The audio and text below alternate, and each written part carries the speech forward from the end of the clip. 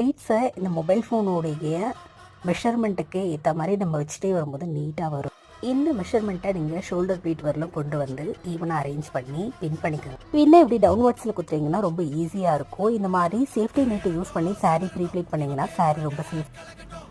Centre plate எடுத்துக்கோங்க. Centre plate organise பண்ணி பின் பண்ணிவிட்டு அதை கிளிப் பண்ணிவிட்டு கீழே பிடிச்சி அதே போல் எடுத்துட்டிங்கன்னா சென்ட்ரு பிளேட் ஈஸியாக வந்துடும். செஸ்ட் பிளேட்டை இந்த மாதிரி அரேஞ்ச் பண்ணி அயன் பண்ணிக்கோங்க. அயன் பண்ணதுக்கப்புறம் சென்ட்ரு பிளேட்டையும் நல்லா ஈவனாக அரேஞ்ச் பண்ணி அயன் பண்ணிக்கோங்க. பட் கீழே வர வர நான் ஒரு கொஞ்சம் கேப் விட்டு அரேஞ்ச் பண்ணி அயன் பண்ணிப்பேன். அவ்வளோதாங்க. பாக்ஸ் ஃபோல்டிங் பண்ணிக்கோங்க. சாரீ உல்ட்டாவாக போட்டு ஒரு பாக்ஸை க்ரியேட் பண்ணிக்கோங்க. பாக்ஸை க்ரியேட் பண்ணதுக்கப்புறம் பேலன்ஸ் இருக்க ரிமைனிங் கிளாத்தையும் அதுக்குள்ளேயே வச்சு செஸ்ட் பிளேட்டை வெளியே விட்டு நீங்கள் பாக்ஸ் ஃபோல்ட் பண்ணுங்கள். ஒரு இந்த பக்கம் ஒரு மடிப்போ அந்த பக்கம் 2 மடிப்புமா மடிச்சிங்கன்னா உங்கள் பாக்ஸ் ஃபோல்டிங் ரெடி ஆகிடும். அவ்வளோதாங்க. பாருங்கள் நான் எப்படி மடிக்கிறேன் அப்படின்ட்டு.